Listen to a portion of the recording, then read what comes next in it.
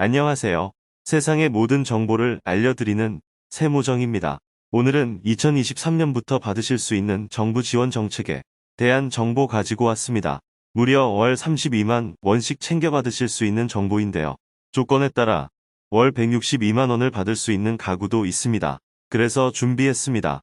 2023년부터 달라지는 복지 정책들, 나는 얼마나 받을 수 있는지, 어떻게 해야 받을 수 있는지 오늘 확실하게 알려드리겠습니다. 새해가 되면 정부에서 새해부터 바뀌는 여러 가지 정책에 대해 설명을 하는데요.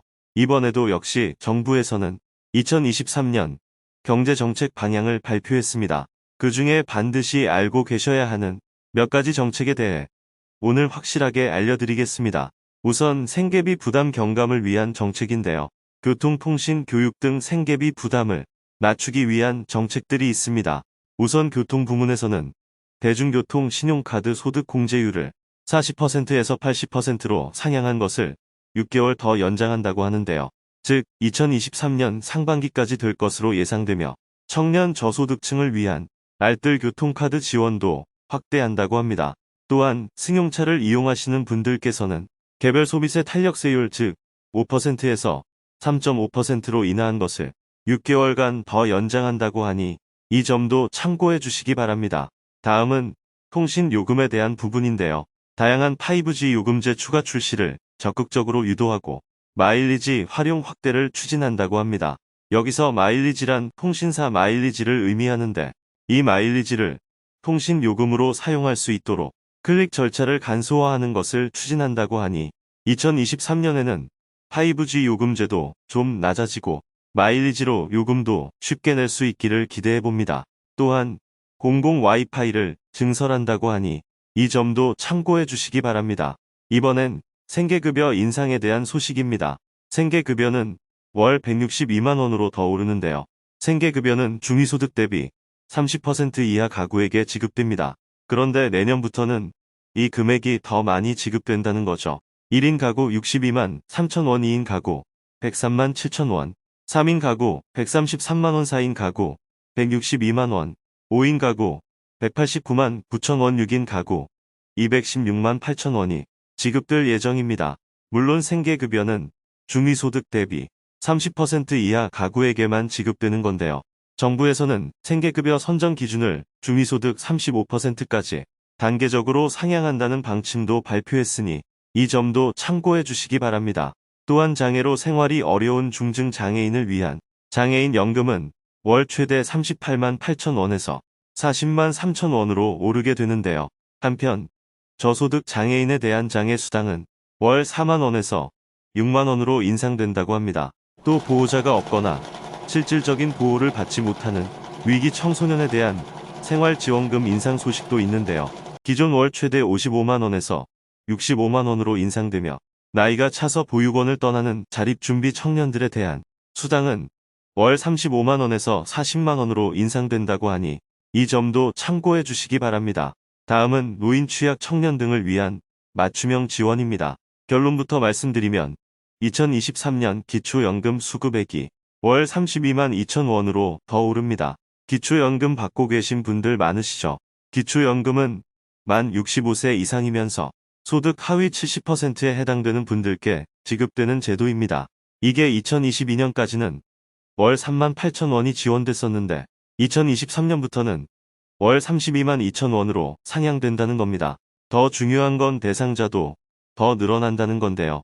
기존 628만 명에서 665만 명으로 늘어난다고 하니 만 65세 이상이신 분들 꼭 확인해 보시길 바랍니다. 그런데 기초연금 인상과 관련해서 비난의 목소리를 내는 분들도 많으신데요. 이게 어떻게 된 일일까요? 그건 이렇습니다. 국민연금 가입자들 사이에서서 불만이 제기된 건데요. 생활비를 아껴가면서 국민연금을 15년 동안 내도 받을 수 있는 국민연금은 고작 55만 원인데 이거 받을 바에는 차라리 공짜 기초연금을 받는 게 낫겠다. 이런 이야기입니다. 현재 국민연금 보험료는 계속 오르고 있죠.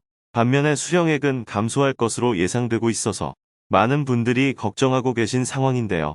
이런 상황에서 돈 한 푼 내지 않은 기초연금 수령액은 계속 오르고 있다 보니 국민연금을 꼬박꼬박 냈던 분들의 불만의 목소리가 터져 나오고 있는 겁니다.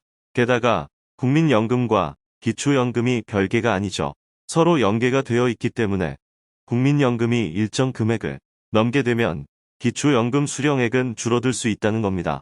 이러니까 국민연금을 열심히 냈는데 오히려 나중에 기초연금에서 깎이게 되고 내가 뭐 때문에 이렇게 열심히 납부를 했나 이런 회의감이 드는 분들이 많으신 거죠. 한편 정부는 국민연금과 건강보험이 지속 가능성을 위한 개혁도 내년부터 본격적으로 추진한다고 하는데요. 국민연금은 현재 진행 중인 장기 재정 추계 결과가 내년 3월에 발표되면 이를 토대로 내년 10월까지 개혁안을 내놓을 예정이라고 하니 이 점도 참고해 주시기 바랍니다. 또한 기초연금과 국민연금에 대한 생각은 어떠신지 자유롭게 댓글로 공유해 주시면 감사하겠습니다. 또한 2023년 전기요금 인상으로 취약계층 부담이 증가하지 않도록 한전이 전기요금 복지 할인을 확대한다고 하는데요. 장애인 기초생활수급자, 차상위 계층 등 약 350만 호가 대상이라고 합니다. 게다가 전기요금, 가스요금 인상에 따른 부담을 줄이기 위해 에너지 바우처 지원 단가를 높이는 것도 추진한다고 하니 이 점도 함께 참고해 주시기 바랍니다. 또한 차상위 이하 가구 및 한부모 가족 대상 생필품 바우처 단가를 인상한다고 하는데요. 기저귀는 월 6만 4천 원에서 월 8만 원으로, 조제분유는 월 8만 6천 원에서 월 10만 원으로, 생리대는 월 1만 2천 원에서 1만 3천 원으로 인상한다고 합니다. 또한 직장인의 육아휴직 기간을 최대 1년에서 최대 1년 6개월로 확대하는 저출산 대책도 있는데요. 게다가 현재 육아휴직은 만 8세 이하 자녀를 둔 경우에만 쓸 수 있는데 만 9세에서 10세 이하까지도 확대하는 방안을 검토한다고 합니다. 또 월 임금의 80% 범위에서 최대 250만 원까지 받을 수 있는 육아휴직 급여 대상도 일반 직장인에서 보험설계사, 택배기사, 신용카드 회원 모집인 등 17개 특수형태 근로종사자로 대폭 확대한다고 합니다. 실제 지난 11월 말 기준 고용보험에 가입한 특수형태 근로종사자는 82만 명인데 이분들께 해당되는 내용이니 놓치지 마시고 꼭 확인하시기 바랍니다.